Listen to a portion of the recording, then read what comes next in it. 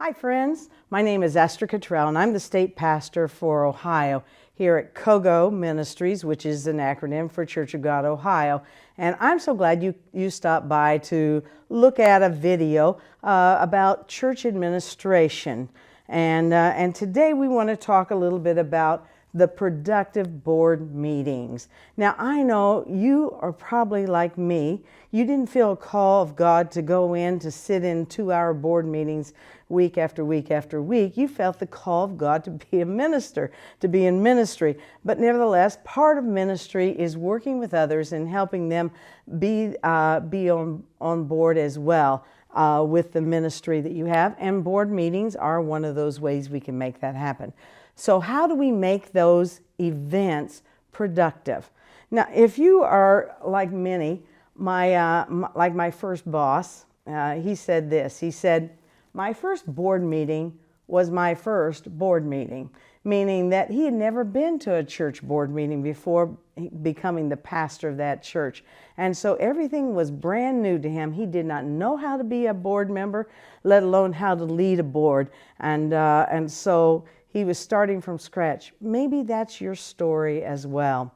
Well, I want you to know that board meetings can be productive and they can work on your behalf as well to help you move your ministry forward.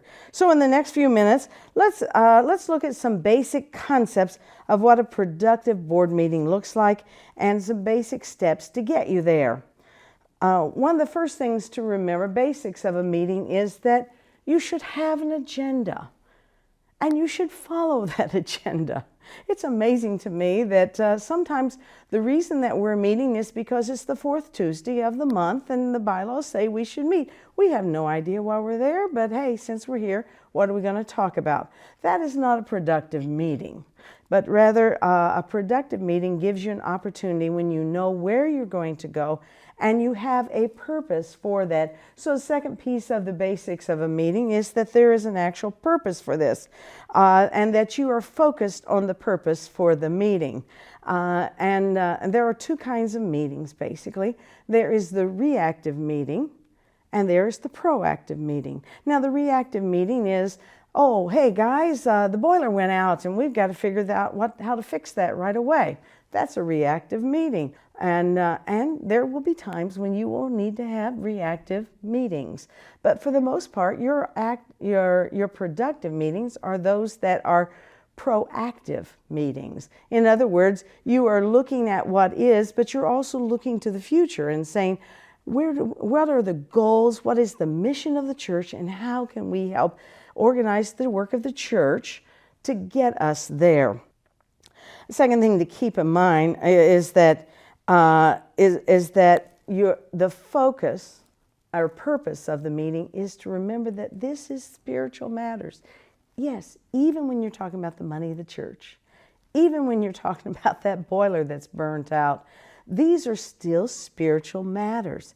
And we need to help our people learn that. In times past, we tried to divide the spiritual matters from the business matters of the church, and we found that it really doesn't help you. And in fact, it redirects people from understanding that everything is spiritual. Everything in the church is about the mission of the church. So we need to be proactive, but also focused on making sure that that meeting is a spiritual event, even if you're talking about the boiler. And another thing that will help you is to keep it time bound. I have been in meetings, perhaps you have too, that you're looking at the clock and you're realizing that it's now 2 hours, no, 3 hours, no, 4 hours. And the meeting doesn't look like it's coming to a conclusion. My opinion is if after 2 hours of a board meeting, quit boring. Okay? You know, you can get things done in 2 hours. If you're having regular meetings, and most of us do, and where you have the monthly meeting, if you're having those monthly meetings, then you don't need to go more than 2 hours unless it's an absolute emergency. And even then, you may need to say, okay, we need to assign somebody to look into this and get us some answers before we meet again. 2 hours is plenty of time to deal with the issues at hand. And besides, most people can only concentrate about 2 hours. That's about as long as they can go. If you go more than that, you need to give breaks to people. You need to have snacks for people. You need to make sure that they're comfortable. Again, remember, most of our meetings happen in the evening. So people are going to have to get up and go to work the next day. Give them a gift of some time. So keep those meetings down to 2 hours. Remember that you are working with volunteers. Well, as you think about the basics of the meeting, do you have an agenda? Is there a focus for that? Is there a purpose for that? And is it time bound?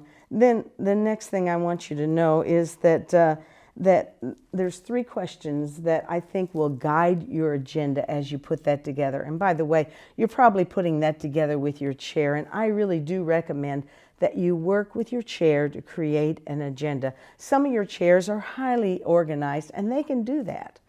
And then they just report to you, and you report to them and organize it so that you're both happy with the agenda.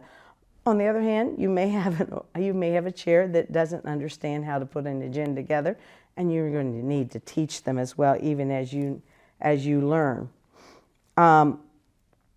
But with the agenda, think about this. Begin with the most important things. So you ask the question, what must be shared in this meeting?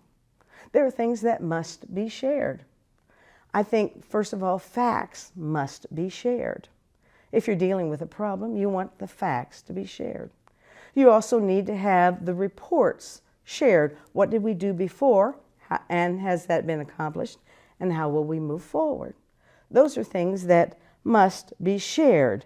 And in addition to what must be shared, I really believe that because it is a spiritual event, you want to spend some time with your team and pray with them.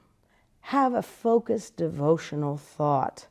Now, a devotion is not a sermon, but a devotional thought that will focus on the mission of the church, focus on the goals of the church. I also believe what must be shared is a story. If you have a story where some of the goals of the church, some of the mission of the church has been met in the last month, share that story. People are far more engaged and far more interested in being part of your board and being on the board at your church if they think that it makes a difference. Can you show where it's made a difference? Their work is making a difference and the church is making a difference. Share a story. I think these are things that must be shared. Another thing that must be shared are those big rocks, the problems, or the opportunities that are before you. So be ready to lay that out in those facts, or have someone else ready to lay those out and explain that. And you want to work with your chair to also have some of what I think you should share, and that is recommendations. Don't just throw a problem out there for people to scratch their heads and say, well, we're just now seeing it.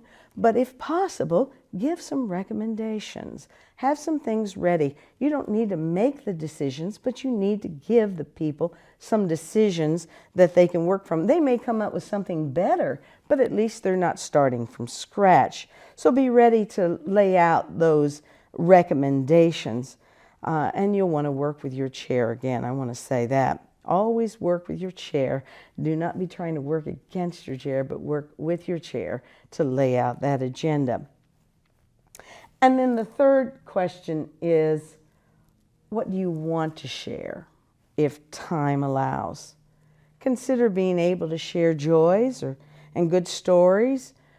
Maybe even the question, how can we be more productive, folks? And of course, you want to end the meeting with, when will we meet again? And the assignments of people so that they know clearly what they need to do. Well, that's kind of the essence of what a productive board meeting looks like. Thanks so much for stopping by, and I hope this is helpful for you. And if you have any more questions, be delighted to have a conversation with you. Again, this is Esther Cottrell, and I'm the state pastor in Ohio. God bless you. Bye now.